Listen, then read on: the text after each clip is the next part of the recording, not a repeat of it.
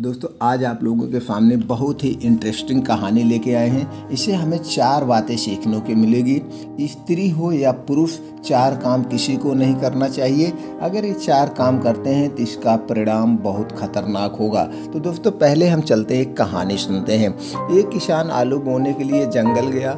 वह हल चला ही रहा था कि वहाँ एक भालू आ गया। भालू ने कहा, किसान मैं तेरी हड्डी पसली तोड़ डालूंगा। नहीं भाई भालू, क्या मेरी गलती है जो मेरी हड्डी पसली तोड़ डालोगे? ऐसा नहीं करो प्यारे भालू, इसकी बजाय आओ हम मिल करके आलू बोएं। मैं उसकी जड़ें ले लूँगा और तुम्हें उसके पत्ते दे दूँगा। भालू को पता ही नहीं था कि जड़ में क्या होता है, पत्ते में क्या होता है। भालू ने कह दिया, चलो ठीक है, हम पत्ते ले लेंगे, आप जड़ें ले लेना।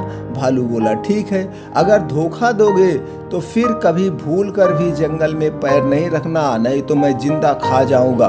कुछ समय बाद खूब बड़े बड़े आलू पैदा हुए।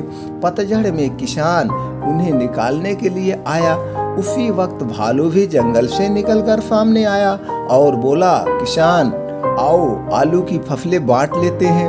अब किसान को हुआ, चलो भाई आओ बांट लेते हैं, जैसे हमारा आपका तय हुआ था उसी हिसाब से बांट लिया जाता है। मेरा हिस्सा मुझे दे दो, अपना हिस्सा आप ले लो, अच्छी बात है, बांट लेते हैं। प्यारे भालू ने, ये रहे तुम्हारे पत्ते और ये रही मेरी जड़ें। किसान ने भालू को सारे पत्ते दे दिए और आलूओं को घोड़ा गाड़ी में लाद कर बेचने चल दिया।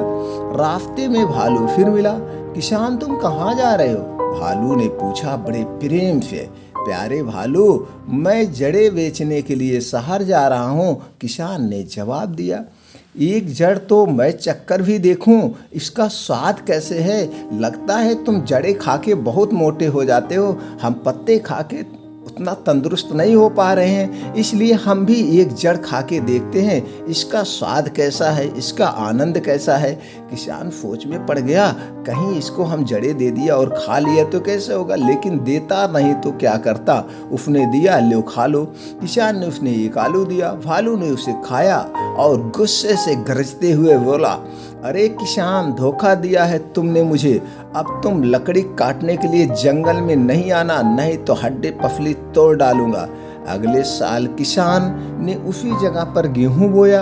अब गेहूं जब उसका तैयार हो गया, वो फसल काटने के लिए आया तो भालू वहां खड़ा हो पाया। वहां पे भालू फिर दोबारा आ गया। अब तू मुझे धोखा नहीं दे सकता, यह कह करके भालू वहां पे किसान के सामने एकदम खड़ा हो गया, एकदम गुस्से से। दे मेरा हिस्सा, भालू बोला। किसान बोला, ऐसा ही सही प्यारे भालू, तुम ले लो जड़ें और मैं पत्ते ही ले लेता हूँ। दोनों में फसल बटोरी गई। किसान ने भालू को जड़ें दे दी और गेहूं को घोड़ा गाड़ी में लाद कर घर ले गया। भालू जड़ों को चबाता रहा मगर चबा ना पाया। वह किसान से बेहद नाराज हो गया। तो दोस्तों इस कहानी से हमें क्या सीख मिलती है?